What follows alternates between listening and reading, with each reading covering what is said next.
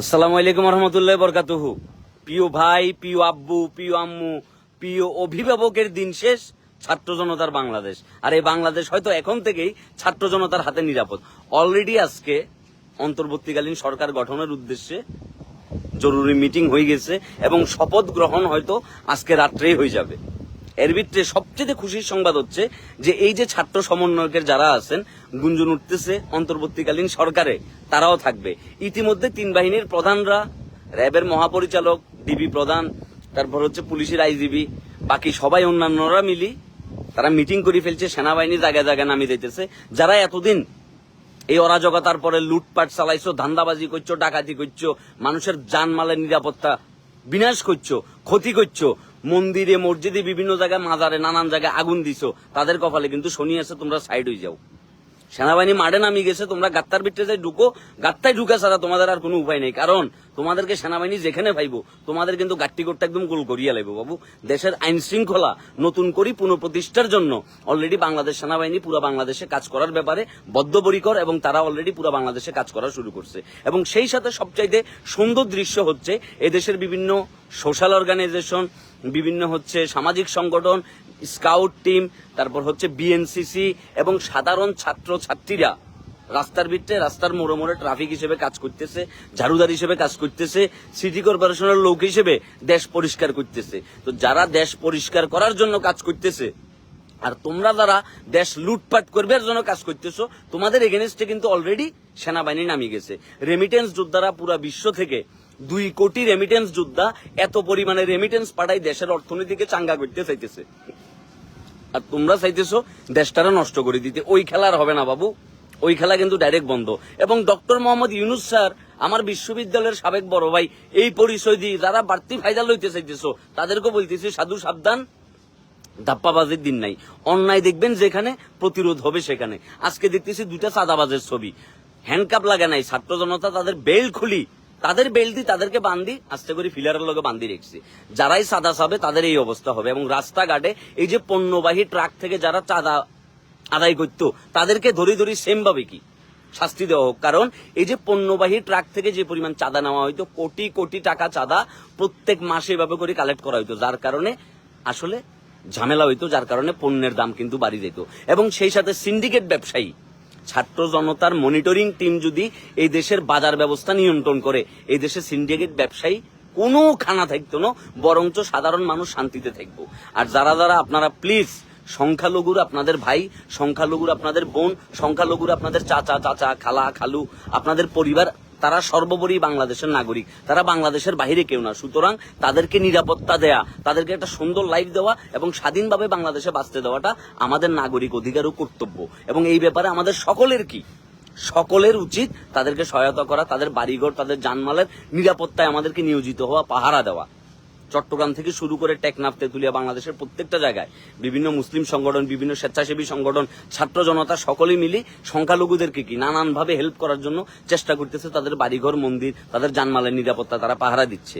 এই generation drone দিয়ে মশা মারা না কাকা, ড্রোন দিয়ে মশা মারে না। এই জেনারেশন ড্রোন দিয়ে ডাকাত খুঁজে, যে খুঁজি পাইলে কাকা প্রথমে তারে দিয়ে ড্রেন পরিষ্কার করাইবো, ম্যানহোল পরিষ্কার করাইবো, তারপর তারে দিয়ে রাস্তাঘাট ঝাড়ু দেওয়াইবো, তারপর আস্তে করি তারা আইনের হাতে সুপর্দ করি, তার বিচার আইন করব।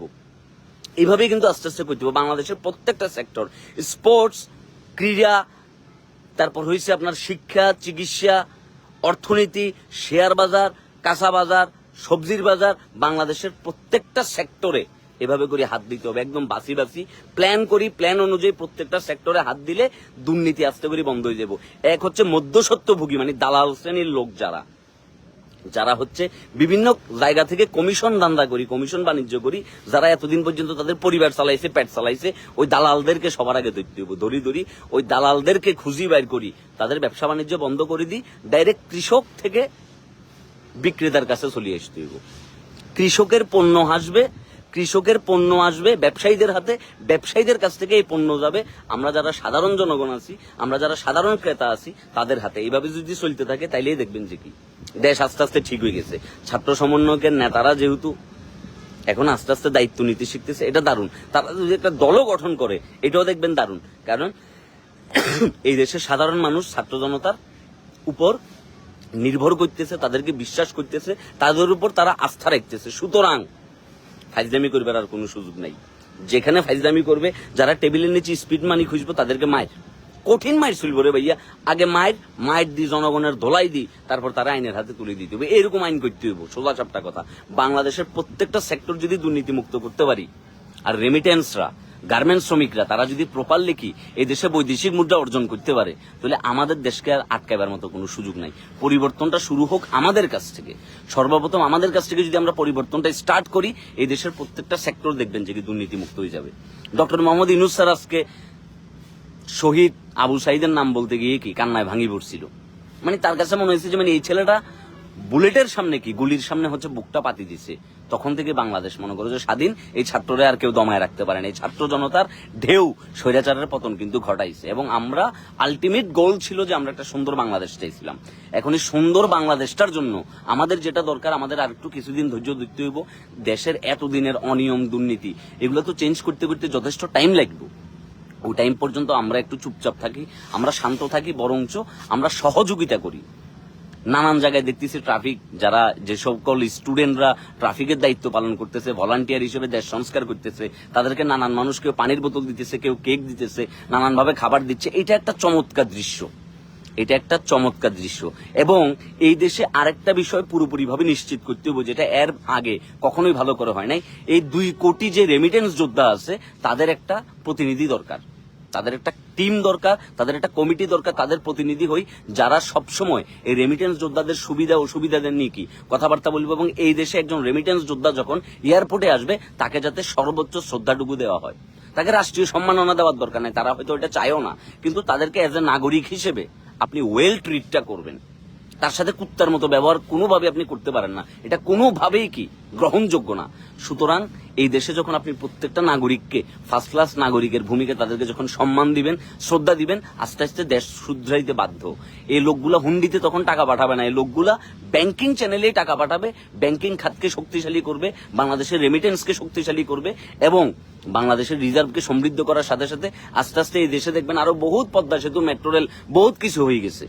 উন্নয়ন তখনই দরকার যখন আগে আপনি মানুষের মৌলিক চাহিদাগুলো কি নিশ্চিত করবেন। মানুষের মৌলিক চাহিদা নিশ্চিত হওয়ার পরেই তারপর আপনি উন্নয়নে হাত দেন। আরে ভাই, আমার পেটের ভিতরে যদি ভাতই না থাকে, আমি কি পদ্মা সেতুর ফিলার সবাই খামু?